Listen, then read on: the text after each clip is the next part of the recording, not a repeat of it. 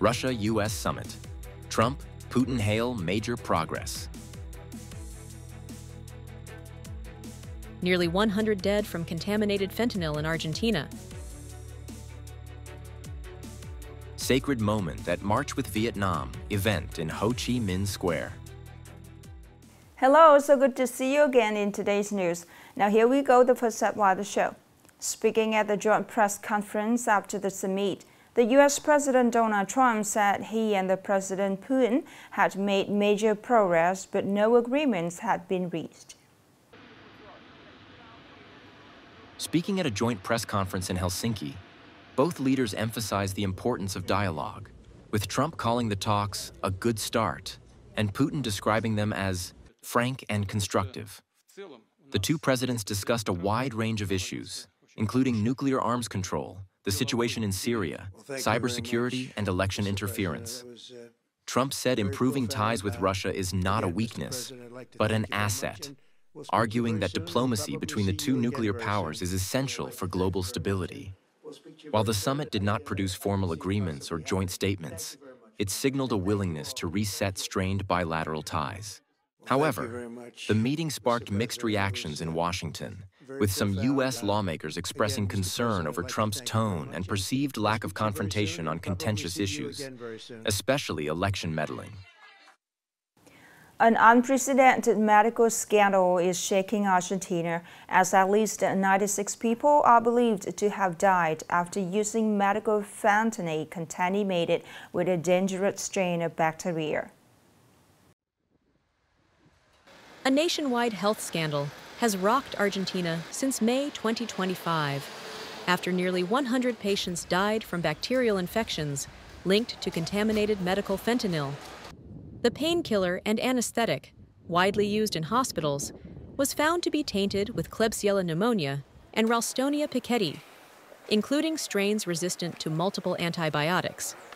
The outbreak drew attention after a surge of severe infections was reported in hospitals across the country. Tests by Argentina's drug regulator, ANMAT, confirmed the presence of the bacteria both in patient samples and in fentanyl vials from 2 production batches manufactured by pharmaceutical firm HLB Pharma. One of the batches had already been widely distributed. Despite mounting evidence, HLB Pharma owner Ariel Garcia Furfaro has denied direct responsibility. Authorities estimate over 300,000 vials of fentanyl were distributed, with about 45,000 already administered before a nationwide recall was issued. In response to the nationwide walking campaign March with Vietnam, organized by Nhân newspaper in coordination with the Ministry of Public Security, a local event just took place this morning at Ho Chi Minh Square. Participants attended the national flag-raising ceremony, sang the national anthem, and joined the symbolic walk as part of the nationwide movement.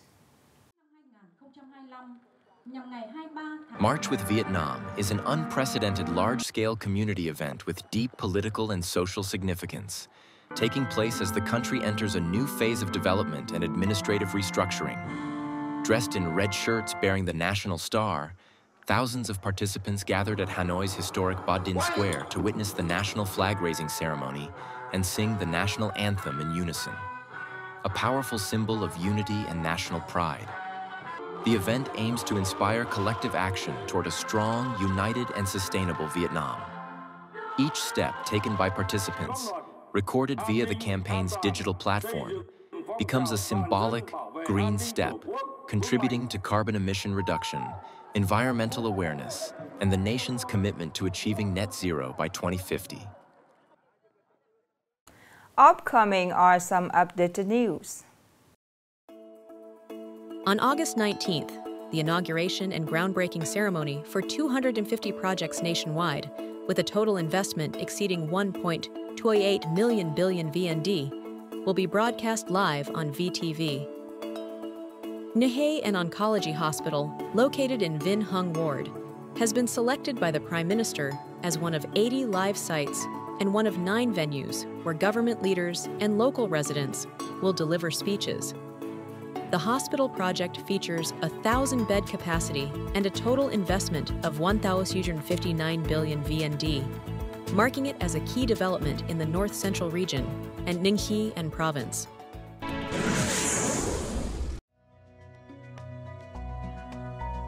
The fundraising campaign, 65 Years of Vietnam-Cuba Solidarity, launched by the Central Committee of the Vietnam Red Cross on August 13, 2025, has received overwhelming support from people nationwide.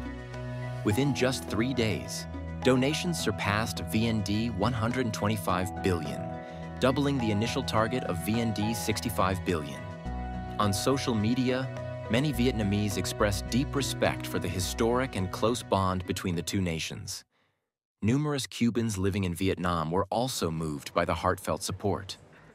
This united effort not only provides material assistance, but also reflects a strong sense of community, solidarity, and social responsibility, demonstrating profound international friendship and humanitarian compassion between the two countries.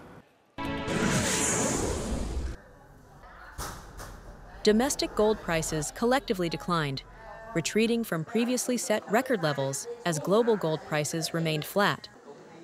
On the international market today, Vietnam time, gold traded around 3,230 thrao per ounce, unchanged from earlier levels.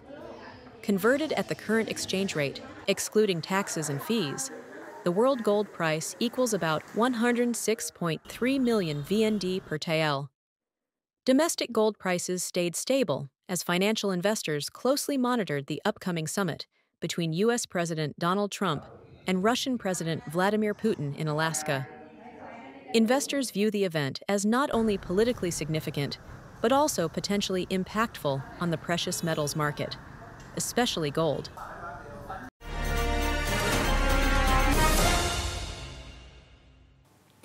On August 1st, the White House released President Donald Trump's executive order adjusting retaliatory tariffs for 69 countries and territories. Vietnam's tariff rate was reduced from 46% to 20%. Businesses in Nghệ An province then have responded proactively, implementing various flexible measures to adapt the situation. More in the story today.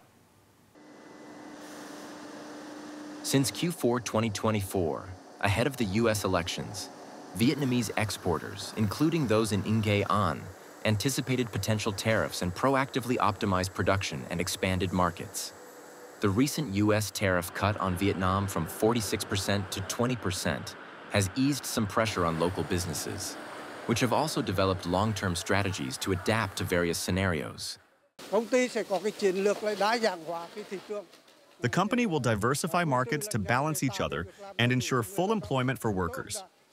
We have also built a factory to complete the production cycle. To adapt to the new situation, solutions such as accelerating digital transformation, restructuring supply chains, and establishing processing and distribution centers directly in the U.S. market to optimize costs are essential. However, realizing these goals requires support from regulatory agencies to facilitate market access. We will continue to strengthen support for businesses in diversifying export markets, encouraging exporters to expand into regions such as the EU, the Middle East, and Africa to reduce dependence on the U.S. market. Additionally, we aim to enhance the use of AI technology to boost export activities through e-commerce platforms. According to experts and relevant authorities, regardless of whether the tariff rate is 20% or higher, Vietnam must continue exporting to the U.S., as it remains a traditional and highly potential market. In the coming period, both sides will continue discussions to promote stable economic, trade, and investment relations that balance interests in line with the comprehensive strategic partnership between Vietnam and the United States. The last story to end it our show today. Thank you so much for your attention. Goodbye and see you later.